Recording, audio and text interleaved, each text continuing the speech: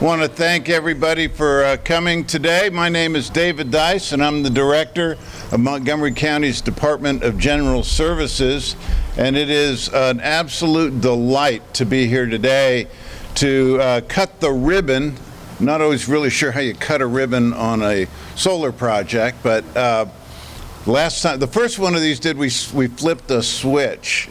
But we're going to cut a ribbon today, and but it's exciting, not only because this project continues what we've already started as a trend in history of successful projects of this sort, microgrids and resiliency, but also because of the story behind this, which you'll hear more about in the remarks that will follow, that prove the value of resiliency hubs and stations such as this.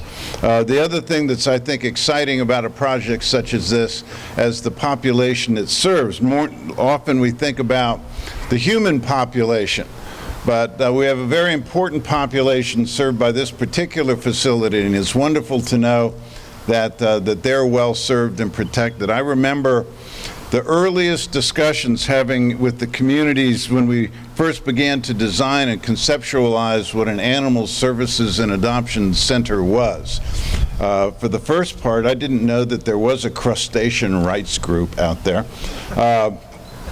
But we ran into a number of different advocates and had a very constructive relationship. I remember early meetings with my friend Alan Cohen and a lot of the folks from the animal adoptees and sponsors, and it really opened up my eyes to how important a facility is such as this, but also how important that it be designed and operate effectively and correctly. And that, I think, is what we're celebrating today, is really the capstone of providing dependable and reliable service to the animal population of Montgomery County and the humans that serve them. So it's exciting for me to be here. I want to recognize some of the folks that are with us today. On the speakers list, we're certainly going to have my boss, Marc Elrich, County Executive, who's with us here. Jose Lorenzo, the CEO of GreenStruxure. Tom Koenig, Director of Animal Services. Tom. And Melissa Rubin, Animal Shelter Advisory Board. Thank you for being here, Melissa. There's some other folks we want to recognize as well. Rob Howard, the CEO of ClearGen. Thank you, Rob, for being here.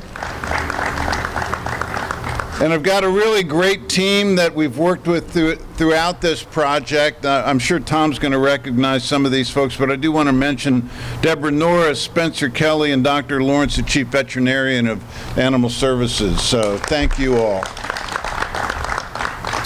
This was a project operated through DGS out of our Office of Energy and Sustainability, and working with my Division of Facilities Management. I want to thank Michael Yombrock and Chris Weatherly from the Office of Energy and Sustainability for their very hard work. The newly minted Chief of the Office of Energy and Sustainability, Don Shurman, is with us too. Don's still drinking out of a fire hose. And then the DGS facilities team. I saw earlier Denise Wade. There she is over there. Denise Wade, Frank Howard, Greg Boykin, and Gus De Oca Montez. Gus is right there. And thank you very much for the hard work that they've done. The contractor, which I'm sure GreenStruxure will recognize some of, but let me just mention some folks here. GOT Electric, Grant Gottlinger. I don't know if Grant's here today. Also from GreenStruxure, Jake Friedman, Jose Ramon, Mario Gonzalez, Javier Ramirez, Ramon Riena, and Angelico Rolong. Did I get all those right? Close enough? All right. And of course, our friends at Schneider Electric, Rich Hepp and Drew Gravitz, a fantastic team we have here. We've already done a couple of these projects. I think we keep the momentum going, and we'd all benefit from it. I also want to recognize the partner who we work with closely on all of these microgrids and resiliency structures, because although we want to be resilient and be independent of the grid, we do recognize the value of the grid and our codependency with our partners at PEPCO. And William Ellis is here. There he is right there. So anyway, great team, great crowd and great crew. This is a 47,000 square foot state-of-the-art facility. It's been operating for almost 10 years now, since 2014. This particular system has got 3 parts, 2 canopies, one here, one in the back, and then some panels on the roof. We've also, as a result of the opportunity presented, added some electric vehicle charging stations here, as we're doing at all county facilities.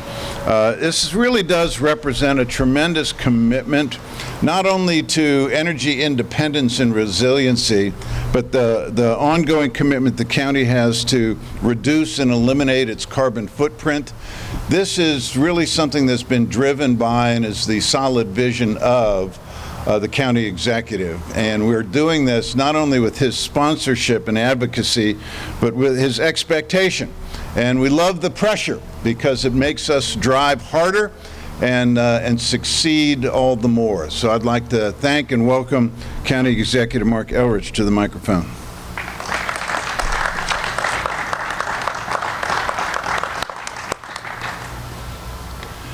I never apply pressure.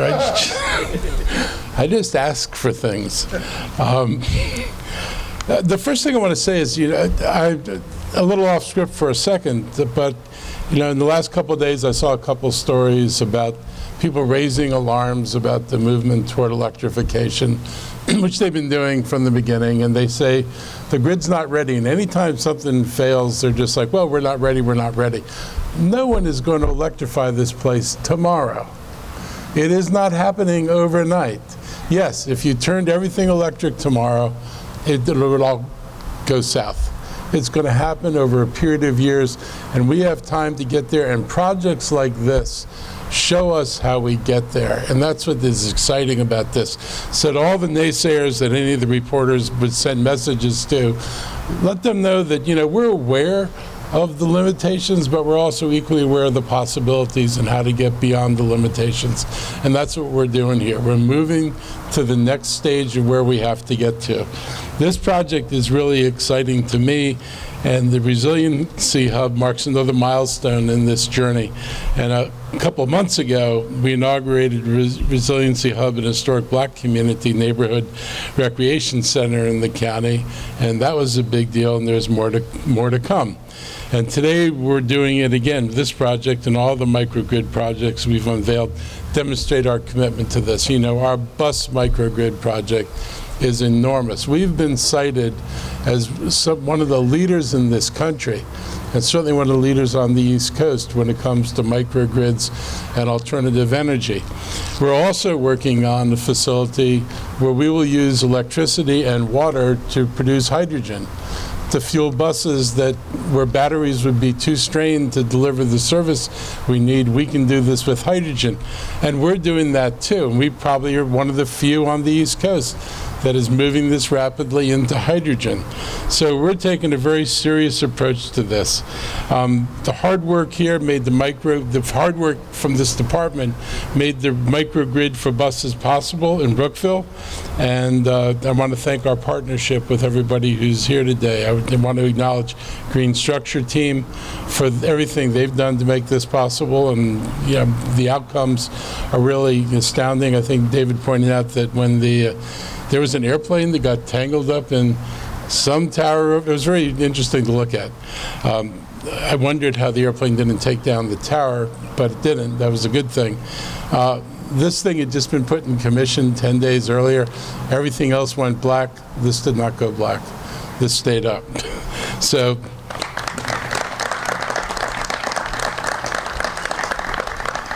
this is really seriously something that is useful, and you can see how this would impact the day when we get to put microgrids out more at the neighborhood level, and that eventually is coming. Not today, but it is coming here. I want to talk about the importance of resiliency hubs because they give us the ability to keep that flow of electricity going when it's not otherwise possible, and it's just lovely to have this. It's nice to see sun today because I have a vested interest in the sun now because I have solar panels on my roof, and so any day without sun is not a good day. The smoke is not good. reduced my panel production. I'm sure it reduced panel production here. But it's, all of us are vested in, a clean climate and a green climate. And we have the means and the ability to move forward. And this was something we talked about when the center was built. And it took a while to get there. It didn't happen on day one, but it's happened, and we're in a great position now to go forward. And David, I want to thank you and your team for always listening to my requests. And it's something we can show people, and that I think we have a lot to be proud of. And I'm very optimistic that other people will start looking at some of the things we're doing. I just close by saying we did a tour of the bus facility where we're going to do hydrogen stuff, and just down the road from here. And we did a tour for a bunch of state legislators, the new state legislators.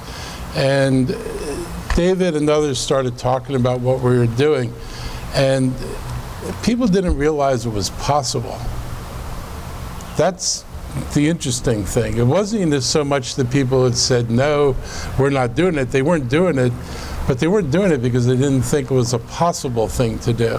And they thought it was an extraordinarily expensive thing to do. And it turned out that, a lot of this has been paid for out of the federal government grants. There's a lot of money out there as we go forward that we plan on using.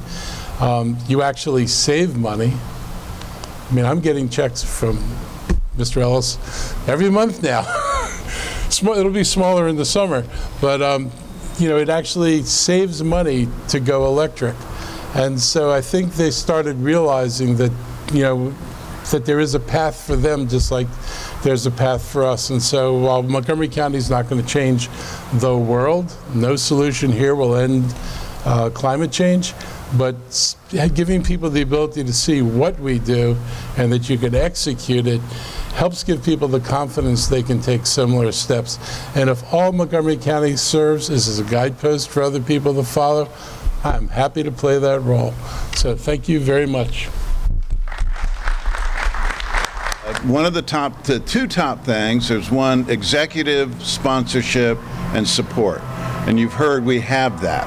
The other important thing is getting the right partner, because we can't do this on our own. The county could not afford to do everything that it's doing as aggressively as it's doing it without the right partners. And I'm really pleased that in this project and others, we've had some tremendous support and partnership, creativity, and efficiency from our partners at GreenStruxure. So I'm going to invite Jose Lorenzo to come and speak to us now. Thank you. Hello. Good morning. Let me start by giving recognition to everybody that made it possible. So starting by the county staff, it has been extremely pleasant to work with you. Of course, my team that did, I think, an exceptional job to build a high-quality asset. Our partners, our contractors, Got Electric, of course, the utility. So we are enjoying today something like this microgrid, thanks to the work, excellent work of all the teams for almost 2 years. So I would like to start by moving backwards a little. So 5 years ago, when I was in Paris, I started to hear about microgrids. There were some thought leaders in our company. So probably you remember Marc and Annette Clayton. So they were really anticipating the future, providing the vision about what microgrids could deliver. They were talking at that time about sustainability. We didn't know 5 years ago much about sustainability as we know today. They were talking about resilience and all the challenges of climate change. They were talking about electrification. They were talking about on-site energy, produced on-site, zero power energy. That was 5 years ago, okay? And everybody was listening to that like, something that could become material 20 years from then, okay? But actually 5 years from that moment, we can say that microgrids are available technologies, accessible technologies that are delivering on-site energy with economic good conditions They are delivering resilience, they are delivering sustainability, decarbonization, and that's what we are enjoying here today. Okay? So that vision was about building on-site energy systems with solar production, delivering resilience, delivering EV charging infrastructure, also storage associated with the solar systems. We knew that the outcomes of those systems were going to be outstanding. We knew that the outcomes of those systems will fulfill many of the needs of C&I customers, of counties like Montgomery County across the US. But we also saw the need to make it easier. So that's the reason why we created GreenStruxure. GreenStruxure is a JV that has been funded by Schneider Electric to unburden the development of microgrids and making it easy for customers to just enjoy the outcomes. So that's the purpose of this company. Okay? We started this company in 2020. We did it with the help of our financial partners because we design, we build, we finance. There's somebody owning, okay, this infrastructure. So here we have the CEO of ClearGem Blackstone, which has been our financial partner in this project. And after we operate, okay? We operate along the life cycle. And the whole purpose of the company is to deliver the outcomes to the customers. Okay, so outcomes that should fulfill, their goals, okay? And that's the reason why, GreenStruxure exists, and that's the reason why we are here today, okay? So let me tell you a little about this project, okay? So we have more than 500 kilowatts of solar. We have 800 kilowatt genset. So we are delivering on-site zero carbon energy to the site, covering around 40% of the needs of the site. And we are delivering full resilience, I would say double resilience, because we have two gensets, okay, that we can commute manually, okay? So it's on-site zero carbon, decarbonization, and resilience, okay, to this site, covering 40% of the energy needs. Since the beginning of operation, so we are cutting the ribbon today, but we have been operating since November. So we have produced more than 300 megawatt hours, okay? So on site, okay? And also we have decarbonized more than 300 tons of CO2 since the beginning of the year.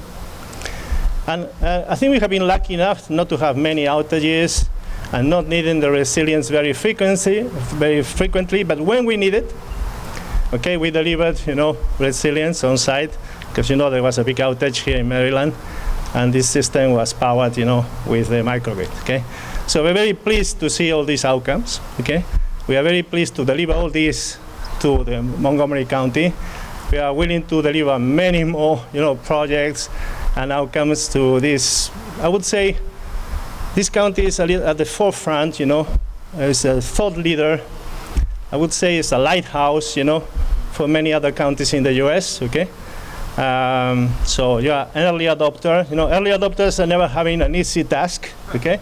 Because they need to go through all the trouble of new things, okay? But I think we find this spirit, this vision, this determination in making it happen, a very strong partnership with us. So we are super happy to work with the county, okay? It has been a great experience, okay? My last words is about expressing engagement. So we built this company to really build these pieces of technology and making it easy and burden it and deliver the outcomes to the customers, but mostly to engage along the lifetime of these assets, to engage during the operating term of these microgrids, so that we were delivering the outcomes and delivering a great experience to our customers. And this is our engagement with the county, okay? We are going to stay along the operating term. We are going to deliver insights. We are going to help the county and the animal shelter to optimize the usage of energy, to optimize the supply, the demand, to deliver efficiency. And that's why we are here. That's why we have created GreenStruxure. And that's our engagement with the county. So thank you very much.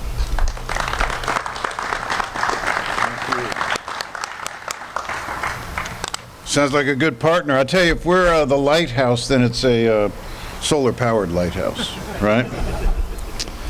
Jose mentioned that the facility's actually been operational since November of last year.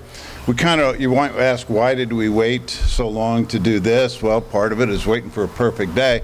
But also, we want to do proof of concept, and as County Executive Elrich mentioned, we didn't anticipate the proof of concept coming so soon. Those of you that don't recall the event, there was a private airplane that collided into some high power lines just about 1.5 miles from here.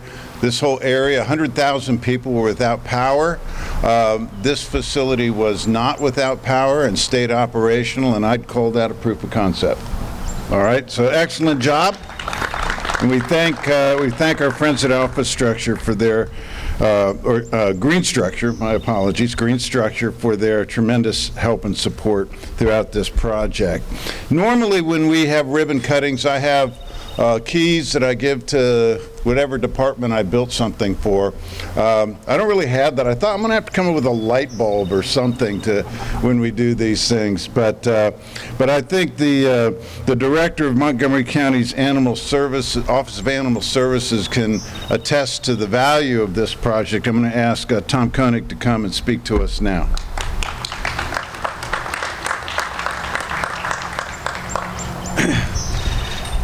Thank you, David, and I'd like to thank the county executive, Mr. Elrich, for being here today and nudging David towards this project. So I appreciate that. And I'd like to thank all of you for coming to the animal shelter.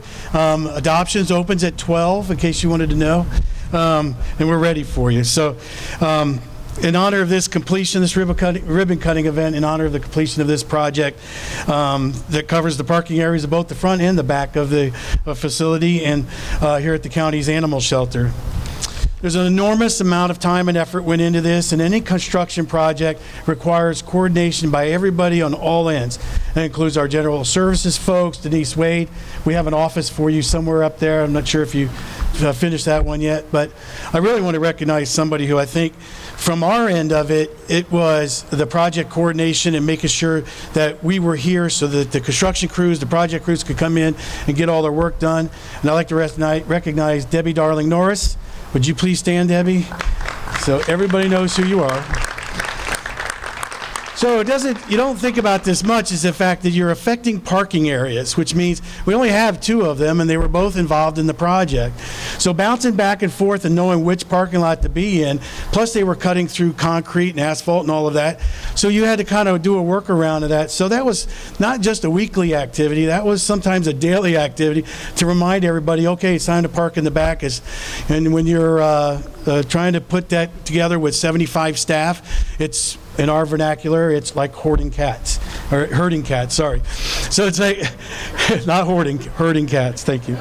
We'll correct that. I'd also like to recognize our Climate Change Committee. We started this in about 10 minutes. I had 5 people volunteer to be on the committee. So we have members from all over our organization that could participate on this. Some of them are here. If you're here, would you please stand up so we can recognize you? And then we have one that represents, the rest of them are working inside, so I appreciate that. This is the big project. What they work on in partnership with this is, the issue of recycling and being a good recycling agency, emissions and lowering our emissions, paperless work environment and lowering how much paper we're using. So all of this works in partnership with the resiliency and the cost efficiency of this kind of program. So we are taking it much further, and we hope that those reap the same benefits as we're getting from this microgrid. You may not believe this, but the topic of resiliency and cost-efficient energy sources are not the primary topics of my counterparts in the animal welfare industry. And that includes the state and the region. It isn't because they don't believe it's an important topic, but if you don't start the sentence with animal, pet owners, or cruelty and abuse, you're not going to get a response from them. But I have been talking about it, and what I can tell you is over my 8 years of being here as the director, one of the first things I did before I even took this job was take a tour of this facility. And I said, any community that would put this much time and money and effort into the animals in their community, I want to be there. And when I give a tour to my peers, I talk about how great a facility we have. Well, now with this project and the efficiency and the resiliency we have, the surety that we're going to be operating when everybody else is down, this makes this place special. And it's going to be special not only in this state, but also in the region. And I hope everybody, all my counterparts, are very jealous of that fact, because we're pretty proud of it here. So anyway, it's my belief that this facility will serve as a great example for them. A lot of people are building new facilities now, and we hope we can convince them to put in a microgrid project to help restore resiliency to their program as well. Very important to animal shelters. We have live beings in there, and they're just not on 2 feet. Some of them are on 4, and some of them have no legs. So we want to make sure that we can take care of them. So again, thank you everybody for being here. Thank you, County Executive Elrich, for your support in this, and let's have a nice day. Thank you.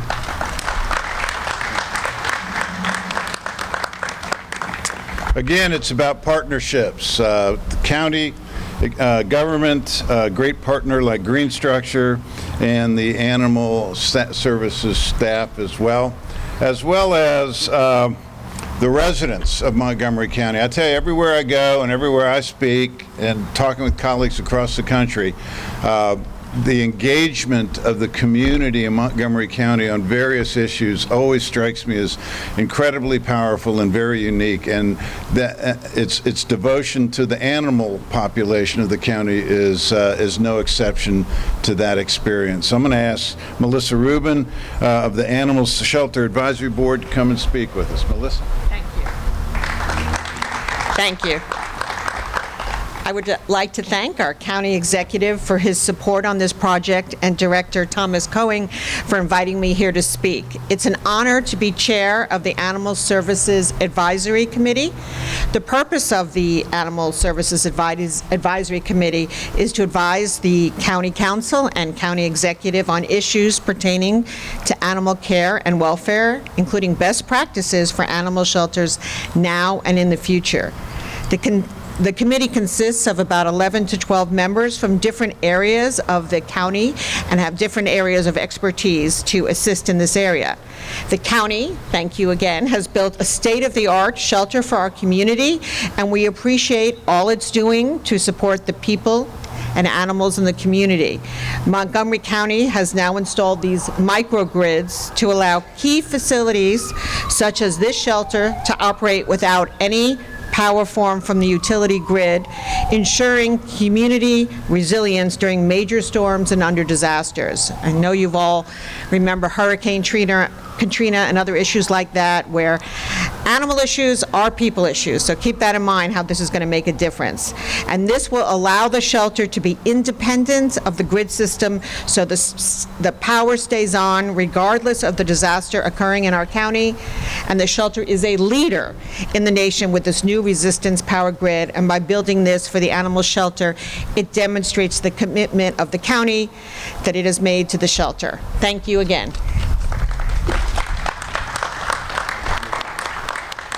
Well, I think it's about time we made this official. So I believe we actually have a ribbon to be cut. So I'm going to ask our speakers to come up here.